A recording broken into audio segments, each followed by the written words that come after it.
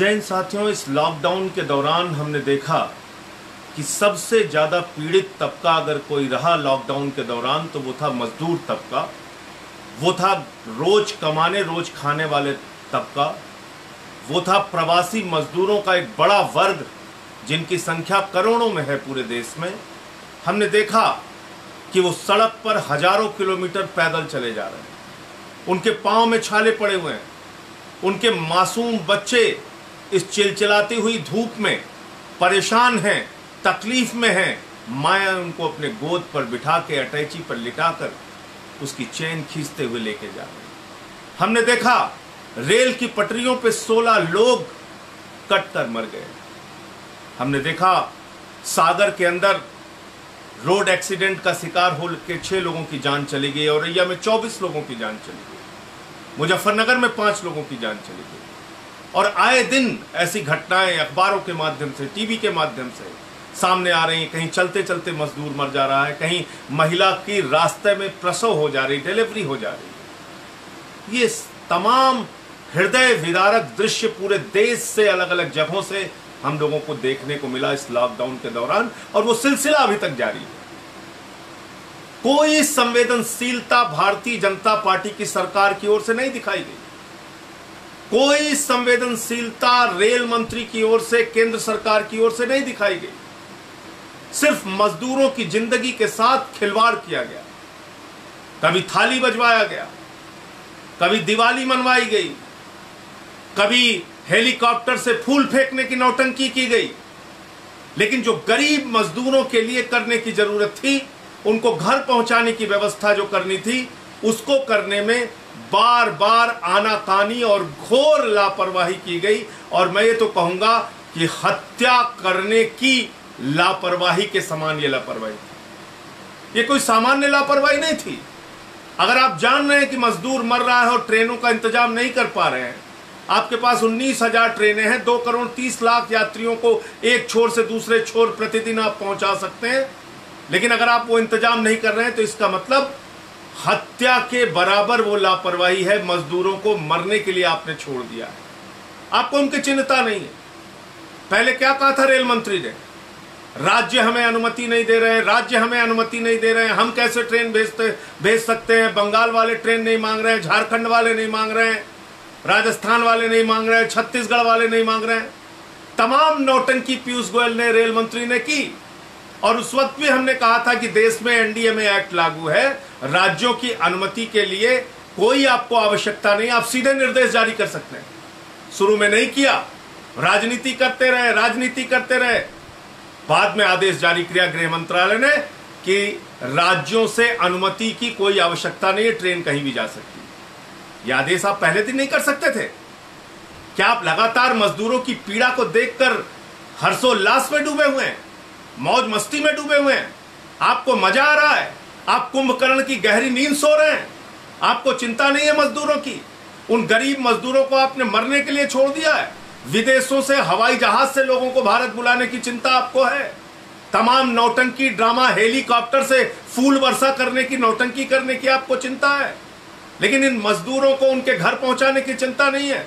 और अब जो मामला सामने आया है साथियों, वो भारतीय जनता पार्टी के सरकार के चेहरे को बेनकाब करता है, इनकी सोच को बेनकाब करता है, इनकी संवेदनहीनता मजदूर तबके के प्रति जो है उसको बेनकाब करता है। और हुआ क्या है मैं आपको बताना चाहूंगा। एक ट्रेन निकलती है महाराष्ट्र से, उसको जाना होता है सिवान, गोरखपुर के रास्ते। 18 मई को सिवान पहुंचना था, 25 मई को वो ट्रेन पहुंचती है, उड़ीसा चली जाती है। वो ट्रेन उड़ीसा चली जाती है। जो ट्रेन पटना पहुंचनी थी वो गया पहुंच जा रही है। 23-23 घंटे, 24-24 घंटे, 2 दिन, 5 दिन, यहां तक कि 7-7 दिन तक ट्रेन लेट पहुंच रही है, 7-7 दिन तक। और इसमें क्या हुआ है? वो गरीब मजदूर भूख से रास्ते में मर गए, उनके बच्चे मर गए, 7 लोगों की जान श्रमिक ट्रेन के अंदर चली गई। यह आपकी लापरवाही है, यह आपकी संवेदनहीनता है। आप पहले सड़क पर मार रहे हैं मजदूरों को, फिर ट्रेन की पटरियों पे मार रहे हैं, ट्रेन जो चला रहे हैं उस पर भी मार रहे हैं, भूखे प्यासे मार रहे हैं। भूखे प्यासे रह के वो मजदूर मर जा रहे हैं, उनके बच्चे मर जा रहे हैं।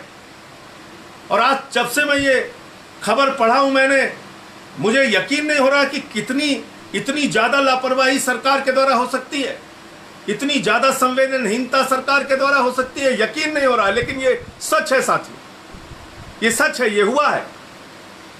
आप बताइए, रेलवे ट्रैक पर ट्रेन 7 दिन तक चली जा रही है, कहां की कहां पहुंच जा रही है, किसी को कोई खबर नहीं। ऐसे तो रास्ते में कोई बड़ा एक्सीडेंट हो जाता, बड़ा हादसा हो जाता, पूरे रास्ते किसी को पता नहीं चला। ये दैनिक भास्कर की खबर है, 2 दिन के बदले 9 दिन में पहुंची श्रमिक ट्रेनें, भूख और प्यास से एक दिन में इन ट्रेनों में 7 मौतें हो गई। ट्रेनों में 7 मौतें, 2 दिन के बजाय 9 दिन में पहुंच रही है ट्रेन। 7 दिन ट्रैक पर बेपरवाह होकर ट्रेन चल रही है, रास्ते में कोई हादसा हो जाता, कोई घटना हो जाती। और अब कहां है पीयूष गोयल? रेलवे के ट्रैक पर चलने वाली ट्रेनों की तो जिम्मेदारी आपकी है। अभी तक तो आप सभी राज्य सरकारों को जिम्मेदार ठहरा रहे थे। इन 7 मौतों के लिए हत्यारा कौन है? इन 7 मौतों के लिए जिम्मेदार कौन है? इन 7 मौतों की वजह क्या है? इन 7 मौतों की वजह है घोर लापरवाही जो रेलवे और केंद्र सरकार के द्वारा की गई। और मैं तो समझ रहा हूं कि जैसे आप सबक सिखाने पे लग गए, जैसे आप ये चाह रहे हो कि ठीक है मजदूरों, तुम घर न जाना चाहते हो, हम तुम्हें ट्रेन के अंदर ही मार के दिखाएंगे। पहले सड़क पे मारेंगे, फिर रेल की पटरियों पे मारेंगे, फिर ट्रेन में मारेंगे। मैं देश की जनता से कहना चाहता हूं, इस संवेदनहीन सरकार के चेहरे को पहचानिए। ये नौटंकीबाज भारतीय जनता पार्टी के लोगों को पहचानिए। ये आपकी जिंदगी के साथ खिलवाड़ करने वाले ये भाजपाई नेताओं को पहचानिए, जिन्होंने आपको सिर्फ कीड़े मकोड़े की तरह जमीन पर, सड़क पर, ट्रैक पर, ट्रेन के अंदर मरने के लिए छोड़ दिया है। इनके चेहरे को पहचानिए। ये सिर्फ बड़ी बड़ी बातें करते हैं, नैतिकता की, राष्ट्रवाद की, भारत माता की। ये तुम्हारा नैतिकता, ये तुम्हारा राष्ट्रवाद, ये तुम भारत माता की इज्जत कर रहे हो। और भारत की माताएं ट्रेनों और सड़कों पर मर रही हैं, और तुम ये सब नाटक करके देश को गुमराह करते रहते हो हर बात पे। अभी दिल्ली के अंदर भी ये लोग नाटक कर रहे हैं। भाजपाइयों ने एक अफवाह फैलाई दिल्ली के अंदर कि दिल्ली में कोरोना से मौतें ज्यादा हो रही हैं, केजरीवाल सरकार उसको कम करके दिखा रही है। ये दुष्प्रचार इन्होंने शुरू किया। अफवाह कंपनी भाजपा से तेज कोई है नहीं, झूठ फैलाने में भाजपा से तेज कोई है नहीं। तो दिल्ली सरकार का सहयोग करने के बजाय, केजरीवाल सरकार का सहयोग करने के बजाय लगातार भारतीय जनता पार्टी के लोग झूठ बोलते रहे और ये कहते रहे कि दिल्ली में मौतें ज्यादा हो रही, कोरोना से मौतें ज्यादा हो रही। कोई कह रहा 1000 मौतें हो चुकी, कोई कह रहा 1500 मौतें हो चुकी, कहीं एमसीडी का बयान आ रहा है, कहीं मनोज तिवारी का बयान आ रहा है, कभी कोई भाजपा का नेता बोल रहा है। इन बेशर्मों को शर्म नहीं आती?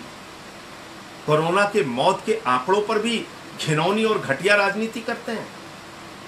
दिल्ली के हाई कोर्ट ने बाकायदा आदेश जारी किया है और उसमें लिखा है कि दिल्ली में डेथ ऑडिट कमेटी बनी हुई है, डॉक्टर्स की, एक्सपर्ट्स की। उन डॉक्टर्स की क्षमता पर दिल्ली उच्च न्यायालय को कोई संदेह नहीं है। यह उच्च न्यायालय खुद कहता है।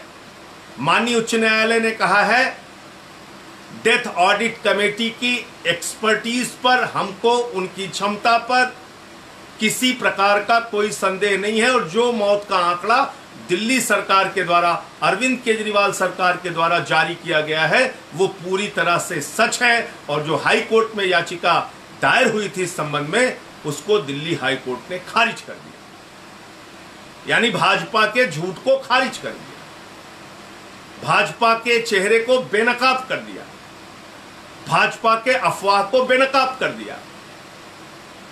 और मैंने कल कहा कि भाजपाइयों को इस अक्षम्य अपराध के लिए माफी मांगनी चाहिए दिल्ली की जनता से, जिसको तुम भयभीत करके रखना चाहते हो, जिसको तुम डरा के रखना चाहते हो।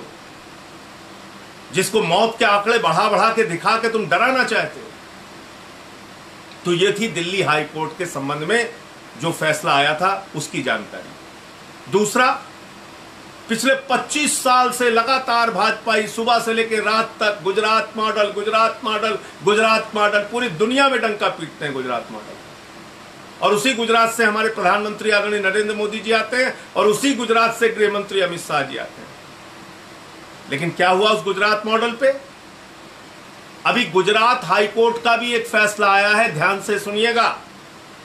और गुजरात हाई कोर्ट ने कहा है गुजरात की स्वास्थ्य सेवाएं डूबता हुआ टाइटैनिक जहाज है। गुजरात की स्वास्थ्य सेवाएं डूबता हुआ टाइटैनिक जहाज है।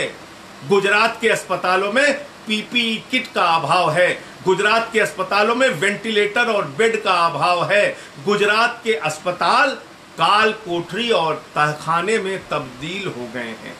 ये मैं नहीं कह रहा हूं, ये आम आदमी पार्टी नहीं कह रही है, ये गुजरात के उच्च न्यायालय की टिप्पणी है, हाई कोर्ट की टिप्पणी है। और अगर ये टिप्पणी दिल्ली सरकार के बारे में होती या कहीं विपक्षी राज्य सरकार के बारे में होती तो सारे भाजपाई भक्त मिलकर इस समय पूरे देश के अंदर हल्ला हंगामा नौटंकी नाच कर रहे होते। लेकिन क्योंकि गुजरात के बारे में ये टिप्पणी है, गुजरात के मॉडल पे ये टिप्पणी है, गुजरात की स्वास्थ्य सेवाओं की बदहाली पर ये टिप्पणी है, तो पूरी की पूरी भारतीय जनता पार्टी खामोश है। अरे क्यों नहीं जवाब देते प्रधानमंत्री जी और अमित शाह जी और रूपानी जी कि गुजरात में ये स्वास्थ्य सेवाओं की हालत क्यों है? क्यों नहीं आप बताते कि हाई कोर्ट को ये टिप्पणी क्यों करनी पड़ी? क्यों नहीं आप बताते कि मृत्यु दर के मामले में, कोरोना से मृत्यु दर के मामले में सबसे अधिक अगर किसी राज्य में कोरोना से मृत्यु हो रही है तो वो है गुजरात राज्य, गुजरात। यह है गुजरात का स्वास्थ्य मॉडल, वहां पे सबसे ज्यादा मृत्यु हो रही है। मैं ईश्वर से प्रार्थना करता हूं, विनती करता हूं, पूरे देश में कहीं कोरोना से लोगों की मौत नहीं होनी चाहिए। लेकिन जब आप दिल्ली के स्वास्थ्य सेवाओं पे राजनीति कर रहे हैं, ओछी और घटिया मानसिकता के साथ दिल्ली के मौत के आंकड़ों पर सवाल खड़ा कर रहे हैं, तो एक बार जरा गुजरात में जो मौतें हुई हैं उस पर निगाह डालिए तो आपको अपनी स्वास्थ्य सेवाओं की बदहाली के बारे में पता चलेगा। कल परसों तक के आंकड़े 865 लोगों की जान गुजरात में जा चुकी है। खुद वहां के महाधिवक्ता एडवोकेट जनरल कहते हैं कि गुजरात में 70% लोगों को अगर अहमदाबाद में जांच की गई तो पॉजिटिव पाया जाएगा। तो किस ओर बढ़ रहा है गुजरात, किस ओर बढ़ रहा है गुजरात की स्वास्थ्य सेवाएं, और इस पर कोई जवाबदेही नहीं। आप गुजरात के अंदर हाई कोर्ट ने कहा आपने प्राइवेट लैब बंद कर दिया, प्राइवेट पैथोलॉजी बंद कर दी। प्राइवेट लैब और पैथोलॉजी में जांच नहीं हो सकती किसी व्यक्ति की अगर वो चाहे तो। गुजरात में 49 रुपए का मास्क 65 रुपए में बेचा जा रहा है, यानी मास्क के मामले में भी दलाली खाई जा रही है। और हमने तमाम दृश्य देखा, भले ही आपने टीवी चैनल पे बहस ना देखी हो, भले ही आपने टीवी चैनल पे वो दृश्य ना देखा, उसके कारण आप जानते हैं, मैं उसके डिटेल में नहीं जाऊंगा। अगर दिल्ली में कोई मामला हो जाता है तो टीवी चैनल्स पे प्रमुखता से दिखाया जाता है, महाराष्ट्र में, बंगाल में कोई मामला हो जाता है तो टीवी चैनल्स पे प्रमुखता से दिखाया जाता है। लेकिन गुजरात में इतनी बड़ी बड़ी खबरें आई, उसको कितना टीवी चैनल पे दिखाया गया और कितनी उस पर डिबेट हुई, आप अच्छी तरह से जानते हैं। क्या हुआ वहां मजदूरों के साथ? वहां पर मजदूरों को बुरी तरीके से लाठियों से पीटा गया। मजदूर जब सड़कों पे उतरे तो उनको दौड़ा दौड़ा के मारा गया। उनके रोजगार का इंतजाम नहीं, उनके खाने का इंतजाम नहीं, उनको घर भेजने के नाम पे टिकट का पैसा लिया गया और भारतीय जनता पार्टी के नेताओं का नाम आया। 1,16,000 रुपए झारखंड के मजदूरों से ले लिया, पैसा भी नहीं दिया, टिकट भी नहीं दिया, पैसा मांगने गए तो पीट कर लहूलुहान कर दिया गया। प्रधानमंत्री जी, आपसे निवेदन है, इस मामले में हस्तक्षेप कीजिए। उत्तर प्रदेश के, बिहार के, झारखंड के लोगों को जानवरों की तरह ट्रीट मत कीजिए, जानवरों की तरह उनके साथ व्यवहार मत कीजिए। उनको मारा पीटा जा रहा है, उनको आपके राज्य के अंदर भगाया जा रहा है, ट्रेन के नाम पर पैसे ले लिए जाते हैं, उस पर दलाली खाई जा रही है। तो मैं समझता हूं कि आज कम से कम भारतीय जनता पार्टी को देश की दूसरी राज्य सरकारों पर सवाल उठाने का कोई नैतिक अधिकार नहीं है। मध्य प्रदेश और गुजरात, जहां पर वर्षों से इनकी सरकारें हैं, दोनों सरकारें बुरी तरीके से इस कोरोना मामले में फेल साबित हुई हैं और इन दोनों राज्यों में सबसे अधिक मृत्यु दर आपको देखने को मिलेंगे गुजरात और मध्य प्रदेश में। यह सच्चाई है इन दो राज्यों की। तो मैं सिर्फ इतना चाहूंगा कि आप लोग जागरूक रहिए, अपने नाक कान आंख खोले रखिए और देखिए सच में भाजपा आपके लिए क्या कर रही है, वास्तव में भाजपा आपकी जिंदगी के साथ कितना खिलवाड़ कर रही है। और इन बेईमानों का, इन संवेदनहीन लोगों का जवाब दीजिए, बाहर निकलिए। इंकलाब जिंदाबाद, आम आदमी जिंदाबाद।